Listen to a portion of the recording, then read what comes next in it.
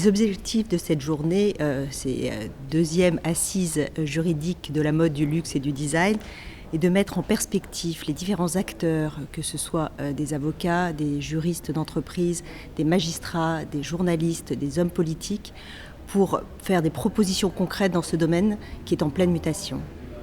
Donc la première, c'est une décision qui a été rendue le 5 mars dernier, il y a un petit peu moins d'un an, il y a un an d'ailleurs, pardon, qui concerne en fait un salarié d'une société qui s'estimait être le créateur d'une paire de baskets et qui réclamait, qui estimait que donc il n'y avait pas eu de cession de ses droits. Au fait que la commercialisation en France de certains produits ne devait pas être retenue au motif que par exemple sur le site internet il était indiqué produit indisponible. Eh bien pas du tout, le simple constat d'achat et la présence sur le site, même avec indisponible, comment rendait le tribunal de commerce compétent. Sur l'analyse de la prégnance qu'on retrouve pour d'autres signes comme les signes sonores ou les signes non traditionnels qui commencent à être déposés. Et je vous renvoie notamment à la jurisprudence rendue à propos de la marque sonore sur le bruit d'une canette quand on ouvre, on entend le tchit. Simplement ce sur quoi je peux insister, c'est que du fait du choix du sélectif ou de la franchise pour approximativement 80% de nos adhérents, lorsqu'il s'agit de renouveler le règlement d'exemption catégoriel sur la distribution sélective, vous pouvez imaginer que la mobilisation a été assez forte.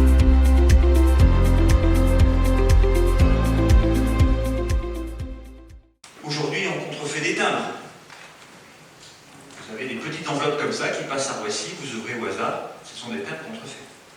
Alors on sait qu'évidemment, dans le luxe, les parfums, les sacs à main sont contrefaits. Je le vois moi-même dans ma circonscription, dans le 18e arrondissement, par exemple, à Château-Rouge. La Chine, alors je parlais de la Chine comme évidemment un responsable assez principal de la contrefaçon.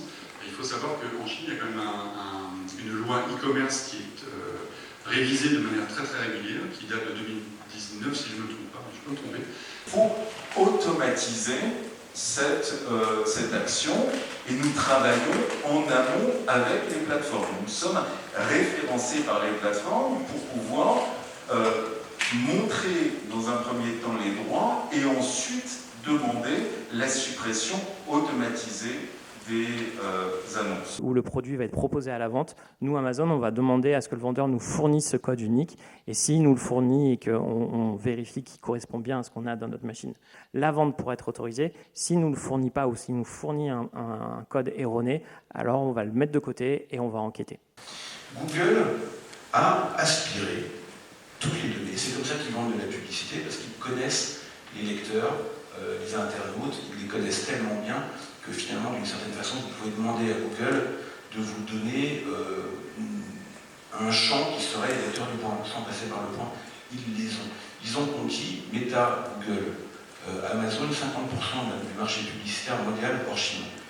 Publicitaire total, y compris l'affichage, les journaux papier, la radio. Donc, les gouvernements, la première régulation, c'est de mettre en place beaucoup d'interdictions dès le départ. En 2013, le gouvernement a déjà annoncé qu'ils vont interdire la crypto-monnaie. Donc tout ce qui est Bitcoin, c'est interdit. Mais 2015, c'est 6 ans avant Mark Zuckerberg, Baidu a déjà annoncé qu'ils vont construire leur propre version de Metaverse. Ce qu'il y a de fondamental à comprendre en ce qui concerne le DSA, c'est que c'est un instrument législatif évidemment européen horizontal, c'est-à-dire qui vise à créer un environnement numérique plus sûr, normalement, plus fiable, ça c'est l'objectif, et que ce soit le même pour tous les pays de l'Union européenne. Donc, par rapport à toutes les autres entreprises qui se battent contre elles, le déséquilibre est total, d'autant plus que effectivement, ils débauchent partout, comme vous l'avez indiqué, et aussi au niveau national, ce qui est très important, c'est qu'ils font des alliances avec des startups nationales, ils les financent.